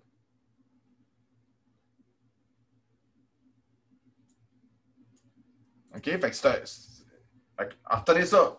OneDrive, une personne. Une personne. C'est ces fichiers. Je peux les partager si je veux. Je peux les envoyer dans une conversation. Puis chaque conversation que c'est moi qui partage, ça s'ajoute dans votre OneDrive. Tandis que quand je m'en vais au niveau de l'équipe, les fichiers s'en vont dans SharePoint. Si vous avez une chose à retenir sur la gestion documentaire aujourd'hui dans Teams, c'est ça. C'est que votre interface, quand vous avez dans Teams, c'est parfait. Vous rentrez là-dedans, c'est super simple. Je rentre là, je vois équipe ou j'ai clavardage. Alors, si je clavarde, puis j'envoie des fichiers là-dedans, puis j'ai des fichiers ici, ces fichiers-là que je dépose vont dans OneDrive. Fait que j'ai un backup, j'ai l'information, mais ce n'est pas partagé dans l'équipe. Puis la personne avec qui je clavarde, si elle veut le fichier, il faut qu'elle aille dans le clavardage, dans ce fichier-là, puis qu'elle aille accéder. Tandis que si je m'en vais dans l'équipe, puis je m'en vais dans mon équipe finance générale, puis je m'en viens mettre un fichier ici, là, vous dites, ah, je suis dans l'interface de Teams, mais ça m'amène en synchronisation avec SharePoint. Puis ce fichier-là, qui est Finance Test SharePoint, va être accessible à tout le monde dans l'équipe. Contrairement au clavardage où je suis 1 à 1. Fait que Manon me dit, ben, comment on fait pour partager des documents en termes d'équipe? Ben, il faut aller dans SharePoint. On met le document là. Puis après ça, ben, mettons, je veux partager mon course outline ici en anglais. Je clique là. Je fais copier le lien. Puis je copie le lien SharePoint. Voyez-vous, ça tombe dans mon site Finance Test. Je copie le lien. Puis là, ben, je peux aller dans le clavardage avec le test barreau ici. Puis je fais salut. Voici le lien pour le document. Puis là, je copie le lien. Voyez-vous, puis ça va automatiquement mettre le lien. Fait que là, ça ne va pas alourdir cet endroit-là. Ça ne va pas apparaître. Voyez-vous, il n'est pas dans les fichiers parce que j'ai mis un lien vers mon fichier SharePoint. Fait que la première chose que vous devez valider si vous voulez utiliser ça, c'est OK, dans ma compagnie, est-ce qu'on utilise SharePoint? Est-ce que c'est mis en place ou est-ce que dans mon entreprise, on a un serveur d'entreprise dédié? C'est là qu'il faut que je mette mes documents. Fait que si c'est le cas, là, il faut réorganiser un peu, il faut ajuster le tir un peu.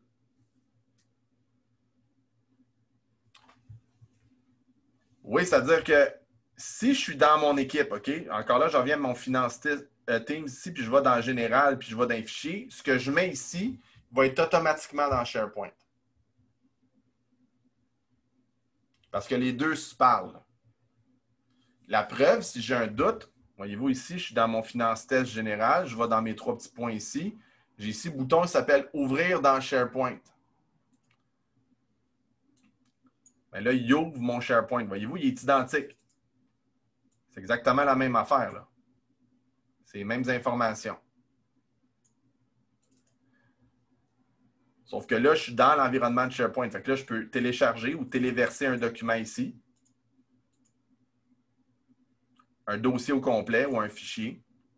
Puis Là, je pourrais aller prendre cette photo-là, par exemple. Puis là, voyez-vous, je viens de mettre un document ici, MEDA Model Improve 02. C'est une photo, un JPEG. Il y a quelques secondes. Modifié par François. Là, si je ferme mon SharePoint, puis là, ici, je fais juste une petite mise à jour. Je reviens ici. Voyez-vous, Model Improve 02 JPEG, il y a quelques secondes par François. Fait que là, automatiquement, ce document-là est disponible à tout le monde qui est dans l'équipe.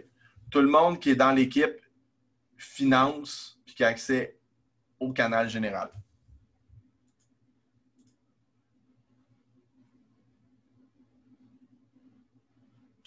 Donc, question, comment partage-t-on un document avec la cour et les parties adverses pendant un procès virtuel sans risquer de divulguer d'autres informations confidentielles? OK. Donc là, il y a une notion, ce que vous pourriez faire, c'est faire des dossiers dans SharePoint et de structurer votre SharePoint pour qu'il soit accessible. Et c'est très sécurisé en passant SharePoint, beaucoup plus que beaucoup d'autres plateformes. Donc, il n'y aurait pas de risque là-dedans. L'autre chose, si vous avez un grand procès, par exemple, vous installez puis vous savez que vous en avez pour 6 mois dans un procès, vous allez avoir plein de choses à communiquer. Bien, vous pourriez vous créer une équipe pour la durée du procès. Fait que là, vous auriez automatiquement les fichiers qui seraient liés à l'intérieur de ça. Fait que là, où vous pourriez avoir telle équipe légale, puis avec chacun des canaux serait un procès différent. Je vous donne quelques idées là, sans connaître le détail, mais des pistes de réflexion sur comment vous pourriez matérialiser ça dans votre travail à vous. Et là, ces informations-là, une fois que j'ai invité des gens, bien, on peut partager ces documents-là autant qu'on veut. Puis quand je vais dans un document, mettons, je vais dans cette photo-là puis je veux la partager. Quand je clique sur les 3 petits points ici, il me donne une série d'options, voyez-vous. Fait que là, j'ai la possibilité de copier le lien et mettre ça dans un courriel. Et après ça, j'ai déplacé, copié, etc., renommé. Et je m'en vais à ce moment-là, dans mon menu, bien, je peux aller à ce moment-là ouvrir dans SharePoint qui, lui, va me donner des fonctions additionnelles qui sont plus avancées. Avec le même fichier ici qui sont là, voyez-vous, là, j'ai plein d'options additionnelles. Ben, pas plein, là, mais quelques-unes. Là, je peux dire, regardez, gérer l'accès, ce que je n'avais pas dans l'autre. Puis là, je peux dire ici, je veux partager, puis là, je veux donner qu'est-ce que je veux comme lien? Bien, personne qui a accès, puis là, je pourrais rajouter des gens qui ont accordé l'accès à ce document-là. Puis là, ici, bien, je peux aller donner des différents niveaux d'accès. Là, c'est un petit peu plus avancé, là, mais là, je peux gérer les autorisations. Fait que ça, voyez-vous que si on explore un peu cette partie-là, bien, je me retrouve avec un système qui est très robuste et très efficace. Ça prend un peu de temps juste s'installer. Mais une fois que vous allez l'avoir fait au bout d'une semaine ou deux, bien, ça va devenir votre nouvel outil de travail. Vous allez être installé sans problème. Ça va bien aller.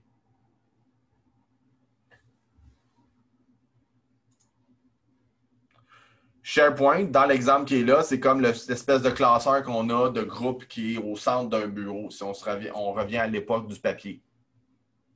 Tandis que OneDrive, c'est notre classeur personnel sous le bureau. Si vous voulez voir une analogie par rapport à ça.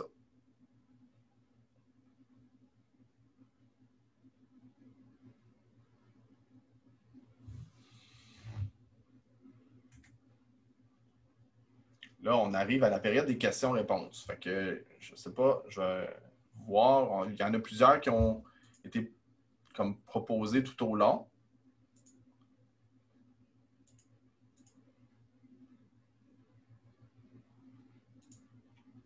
Donc, est-ce qu'il y a d'autres questions que vous auriez en tête?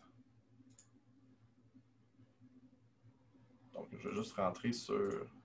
On est rendu ici, parfait.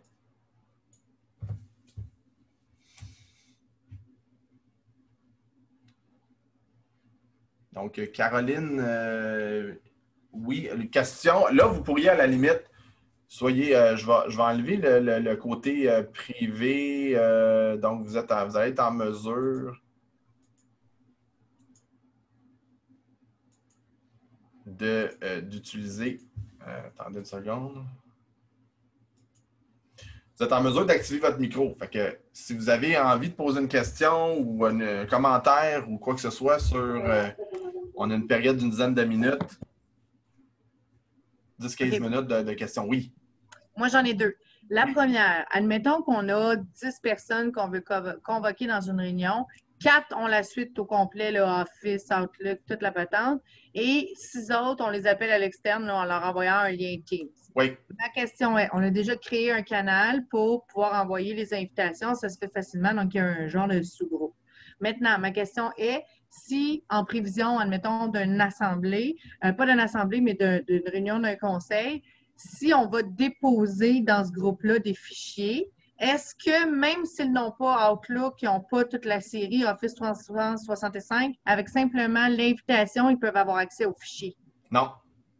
OK, c'est ça, on ne peut pas. Fait... Ben oui, en fait, oui, puis en fait, la réponse est vite de même non, mais oui, dans le sens que vous pourriez aller dans Teams puis les inviter à l'équipe, comme des invités externes. OK. Donc, il faudrait que. Mais à chaque fois ou une fois que je les invite à l'équipe?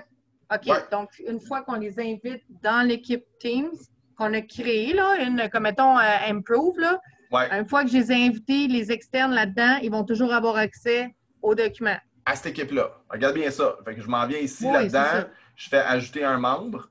Tu vois-tu, Caroline? Puis là, si je m'en viens dans mes fonctionnalités, je fais gérer l'équipe. Ben là, je peux à ce moment-là aller ajouter des membres puis aller inviter des gens externes. Et en tout temps, en cliquant sur le lien de l'invitation qu'on leur a envoyé, ils pourront aller voir les documents. Ouais. Admettons qu'on fait des conseils d'administration chaque mois là, pour éviter d'envoyer les papiers puis d'envoyer des avis ici et ça. On pourrait leur envoyer un lien puis leur dire toutes les informations nécessaires à la réunion se trouvent sur le groupe. Oui.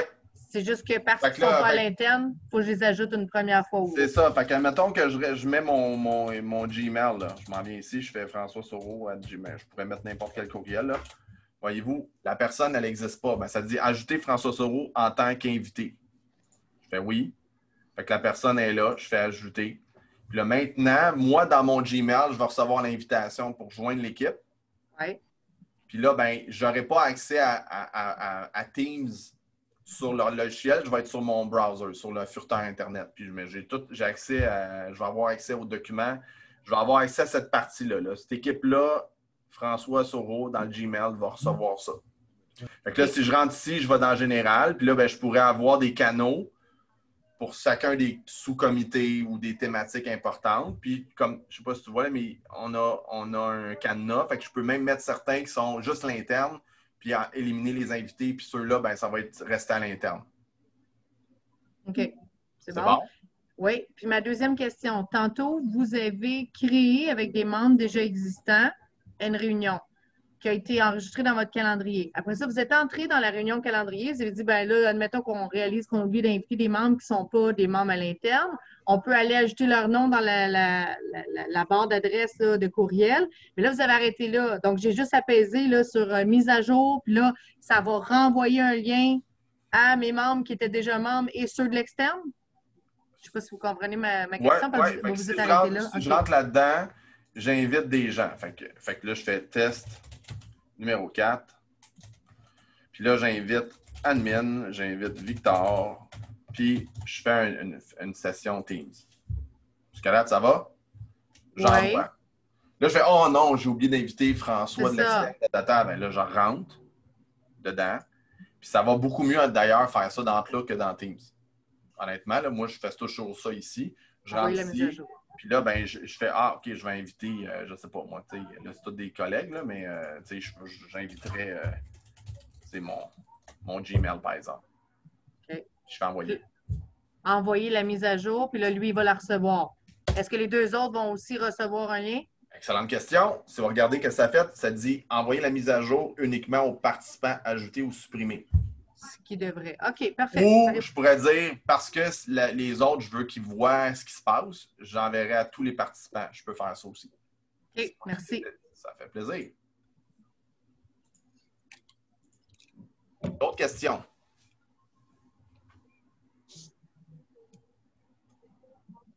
S'il y en a qui ont des commentaires, moi, prenez 5-10 secondes. Est-ce que c'est utile ce que je vous montre là? Puis je serais curieux de savoir par rapport à votre niveau de connaissance actuel. Sentez-vous que ça vous a permis de progresser? C'était un peu lent, c'était plate, c'était juste parfait, c'était trop vite. Je serais vraiment curieux d'avoir votre feedback. Alors, moi, de mon côté, je trouve ça extrêmement intéressant parce que c'est une nouvelle façon de faire et tranquillement, on est en train de s'habituer. Et compte tenu des expériences vécues à date, ma question pour vous serait la suivante. Est-ce que vous recommandez 2 écrans? En d'autres mots, un qui serait pour les échanges verbaux et un autre écran pour la consultation de documents. Parce que dans notre métier et profession, on s'échange énormément de documents et ce n'est pas toujours facile d'avoir accès directement aux documents qui feront l'objet d'une discussion. C'est une excellente question, Jean. En fait, la réponse, c'est tous ceux qui passent plus que 2-3 heures devant leur écran par jour devraient avoir au moins 2, si ce n'est pas 3 écrans. La logique étant que, imaginez si je suis en train de travailler, puis vous êtes quelqu'un au niveau légal, vous consultez un document. Fait que vous auriez un écran pour faire ça. Puis imaginez, vous avez un deuxième écran qui est votre furteur Internet pour faire la recherche puis consulter vos trucs légaux. Puis il y a un troisième qui est votre Outlook pour gérer vos courriels puis votre calendrier puis pouvoir naviguer là-dedans. Imaginez de basculer d'un à l'autre, comment vous allez sauver du temps. Puis ça coûte 150 $ par écran aujourd'hui. Tu sais, avant, un écran coûtait 1 000 $. Fait que là, il fallait y penser. Là. Aujourd'hui, acheter un écran, retour sur investissement va se faire en 2 semaines. Là. Pardon? Moi, pour ma part, je vais être 13 ans, j'ai de la misère à surfer sur un écran. Imaginez-vous sur 2. Oui, c'est ce que les gens pensent, puis c'est tout à fait vrai, la première impression, mais ça va être l'inverse. Parce qu'imaginez, vous rentrez le matin, puis là, vous allez faire « Hey, j'ai mon Teams ou peu importe l'application, j'ai une autre application, puis qu'avec la souris, je passe d'un à l'autre. » C'est moins de manipulation. C'est plus facile. C'est le setup peut-être d'aller chercher de l'aide pour que quelqu'un vous l'installe, peut-être. Là. Mais une fois qu'il va être là, je vous garantis, vous ne voudrez plus jamais retourner à un écran. OK, mais l'autre problématique rencontrée à date, c'est lorsqu'on veut envoyer des documents via OneDrive, c'est qu'évidemment, l'expéditeur nous donne un code d'accès. Et des fois, à un moment donné, c'est difficile même en ayant le code d'accès d'avoir accès finalement aux documents. Est-ce qu'il n'y a pas une façon plus simple de se communiquer des documents autrement que par OneDrive? OneDrive, c'est sûr que ce n'est pas l'outil d'envoi pour l'externe qui est le plus performant, bien honnêtement. SharePoint est comme, dans le terme, ça le dit share, ce qui est vraiment plus solide pour faire du partage régulier. Fait que ça, moi, je vous inviterais peut-être à l'explorer cette partie-là. Mais sinon, effectivement, de la gestion documentaire externe, qui n'est pas dans l'équipe, les gens au régulier. Malheureusement, ce n'est pas la force de Microsoft aujourd'hui. Je pense qu'ils travaillent là-dessus en ce moment et qu'il y a des développements constants. Mais aujourd'hui, je dirais, si quelqu'un est nouveau puis me dit c'est ça que je veux faire puis je fais 50 documents de même par jour, je dirais utilise d'autres applications. Je dirais va ailleurs que dans cette application-là. C'est bon. C'est bon? Excellent. D'autres questions? Commentaires? Oui, Maryse? Juste réouvrir le micro en bas au centre. Vous êtes sur... Attends, je peux peut-être même vous mettre réactivation du micro. Ah, voilà. Je suis de retour. Magnifique. Au niveau des règlements de notre ordre professionnel du Barreau du Québec, ils ont des règles quand même très strictes en matière de communication électronique. Il y a beaucoup de choses qui doivent être encryptées, sécurisées pour la transmission des documents, puis au niveau de la confidentialité.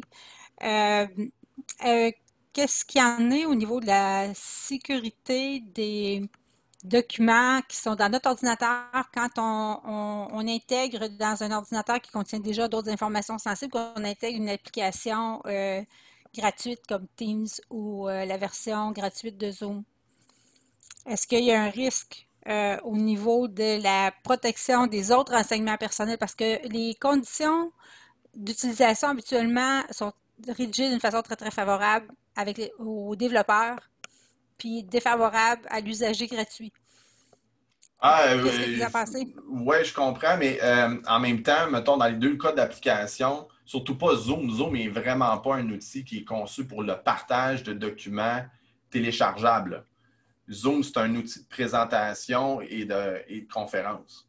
Donc, il y a très peu d'informations qui est partagée. puis les brèches qu'on mentionnées là, au début de la pandémie, qu'on a entendu un peu aux nouvelles, ça a tout été... c'est plus là, c'est plus présent. Sinon, ça a été banni de je ne sais pas combien de compagnies, ce qui n'est pas le cas. Là. Tout a été... Ce côté-là est couvert. Mais en même temps, je ne suis pas un spécialiste de sécurité informatique. Je ne veux pas m'avancer, surtout pas avec une gang d'avocats ou de gens qui vont... Je vais être honnête avec vous. Le côté légal de la chose, je ne la connais pas plus que ça, autre que il n'y a pas d'accès. Je veux dire, ce n'est pas parce que je mets un document dans Teams en ce moment que la personne qui a accès à ce document-là va avoir accès à tout le reste de l'information sur l'ordinateur. Non, mais ceux qui gèrent l'application... Ah, wow, OK, je comprends. Donc, Microsoft... Eux, ils ont accès à Non, pas du tout. Pas du tout. Microsoft n'a pas accès aux documents que vous mettez dans OneDrive. Là. C'est tout encrypté, ça. Non, mais comme même dans notre ordinateur comme tel. Moi, en tout cas, je n'ai pas pris de chance. J'avais acheté un nouvel ordinateur. Ouais. J'ai fait le ménage dans mon ancien, puis celui-là, il sert strictement pour les choses qui se font en ligne, puis il n'y a pas de documents, j'ai pas d'informations de dossier dans cet ordinateur-ci. Je comprends. Que j'utilise maintenant, puis j'en ai un autre où j'utilise, ma pratique est dedans, mais ouais. il n'y a pas d'applications gratuites qui sont intégrées. Je comprends, mais regardez, si je suis dans l'application Teams gratuit, il n'y a pas de gestion documentaire inclus, de toute façon. Ouais, fait que si je m'abonne à Microsoft à 5-6 $ par mois, puis là, j'ai une version d'affaires de base, là, j'ai Teams, j'ai OneNote, j'ai SharePoint, puis là, c'est tout encrypté. Je veux dire, Intact Assurance, je ne sais pas, toutes les compagnies d'assurance, ils utilisent ça, puis c'est béton. Là. Il n'y a pas de souci sur vos données là-dessus. Ça veut dire qu'il faut adhérer à une version payante pour avoir une version sécurisée. Ben non, ça prend une version payante pour avoir accès à toutes les fonctionnalités de Microsoft sur 365. Donc, mettons, si je vais vous montrer, souvent les gens ne le voient pas. Puis si vous êtes dans une petite entreprise,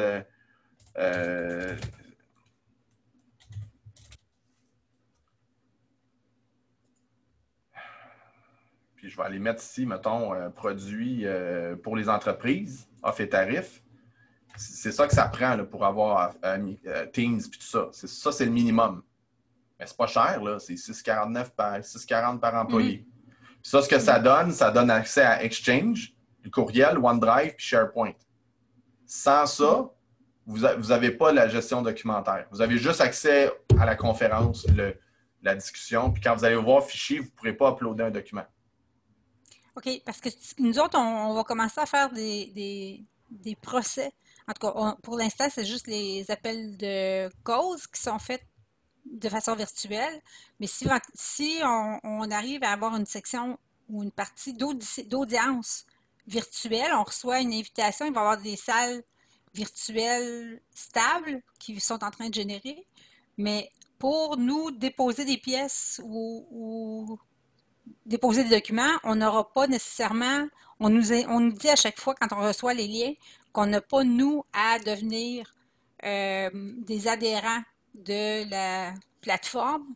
On a juste à ouvrir le lien qui nous est envoyé. Oui, je comprends, mais ça, c'est autre chose que Microsoft. Je comprends votre point.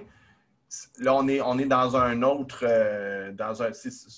Teams, là, c'est vraiment conçu si vous voulez organiser votre business de droit là-dedans, puis vous voulez gérer la gestion documentaire, c'est différent.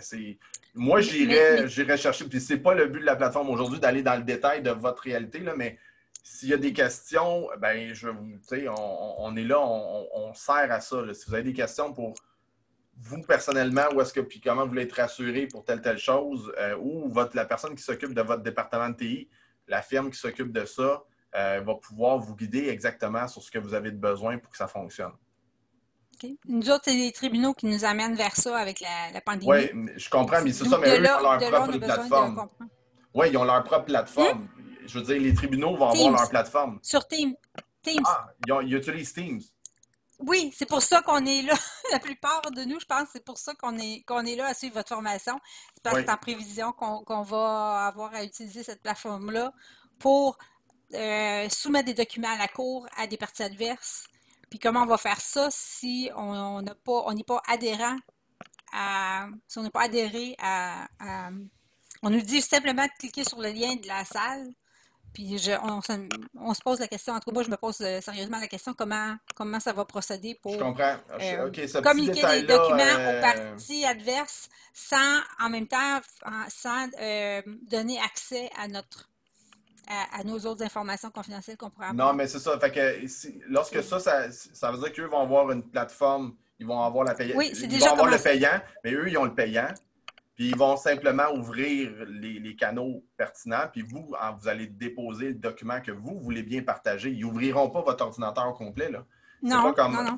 Non, donc, il n'y a pas de danger. Mais... Là, si eux vous disent, les tribunaux vous disent ça, c'est sécuritaire, ça fonctionne, bien, déposez le document qui concerne le procès en question. Puis c'est tout.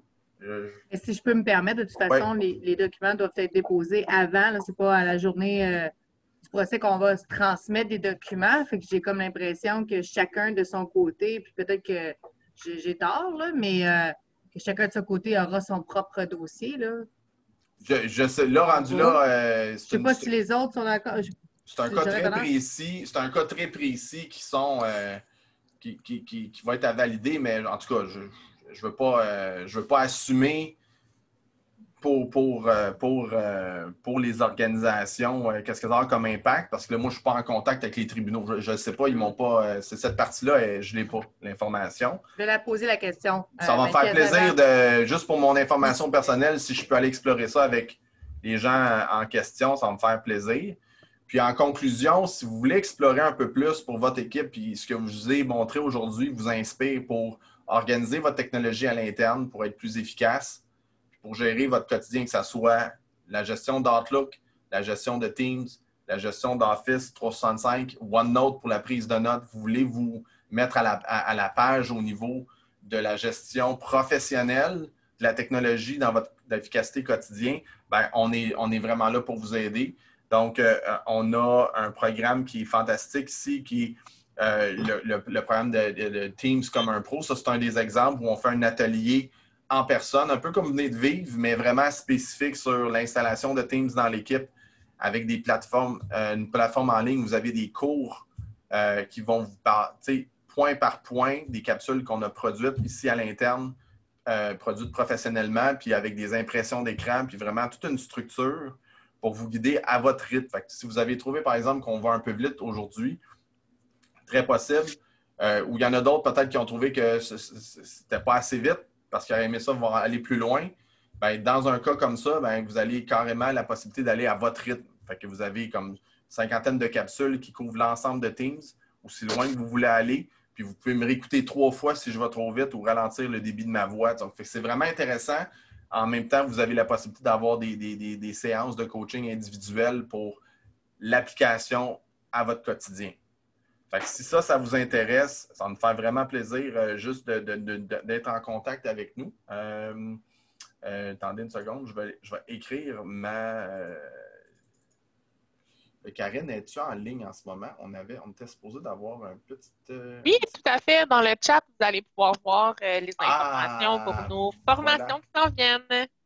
Super. Fait que si ça vous intéresse, cliquez là-dessus. On a fait une petite promotion intéressante, accessible pour vous. Fait que c'est surtout pour les PME. Si vous êtes un cabinet avec 5 personnes puis vous voudriez avoir ça, bien, tu sais, les grosses firmes d'intégration, ils chargent une fortune. Nous, on est très accessible. Vous allez là, puis vous vous inscrivez à des cours en classe ou en ligne. Puis s'il y a aussi d'autres cours qui vous intéressent sur l'efficacité, que ce soit Outlook ou OneNote, dans le domaine légal, on a formé des milliers de personnes sur ces logiciels-là. Donc, on va être là pour vous aider avec grand plaisir. Fait que je reste en ligne encore quelques minutes. S'il y a des gens qui ont des questions, autre question, j'ai encore un autre 5 minutes qui va rester. Fait que ceux qui ont, c'est complet, vous pouvez quitter. Merci beaucoup de votre présence aujourd'hui. J'espère que vous avez aimé votre expérience, que ça a été 1h30 qui a été utile et profitable. Puis au plaisir de se revoir très bientôt. Il y en a qu'on va peut-être se voir dans une demi-heure pour Zoom. Si c'est le cas, ben, à tout de suite. Et d'ailleurs, on va être sur Teams pour vous montrer Zoom. Donc, on va être à l'inverse dans la prochaine capsule. C'est bon? Fait que je reste en ligne. Ceux qui veulent me poser des questions, je suis encore disponible pour quelques minutes. Juste d'ouvrir. Ah, bien, Caroline, une autre question. Oui? Caroline a toujours des questions. Si c'était possible, là, vous avez parlé au début de la session de la possibilité de transmettre des liens avec le PowerPoint ainsi que le lien d'enregistrement. Je pense que j'aimerais ça que ça soit envoyé systématiquement à tous les membres, s'il vous plaît. Par courriel, là, pas le déposer par là parce qu'on n'a peut-être pas tout compris comment ça marchait. J'aimerais ça que ça soit envoyé par lien courriel aux avocats, s'il vous plaît, qui ont participé. Avec plaisir. Merci beaucoup. Excellent. Good. Bon, ben bye-bye, à plus tard. Bye-bye. Y a-t-il Moi, d'autres je décroche. questions? Il y a plein de gens qui sont encore là. Vous pouvez prendre le micro ou mettre un petit chat dans le message. Sinon, ben, ça conclut C'est dur de ne pas se sentir rejeté hein, quand les gens te quittent comme ça. C'est parfait. Alors, bon, bonne suite à tout le monde, puis on se revoit pour ceux qui sont là pour Zoom. À très bientôt.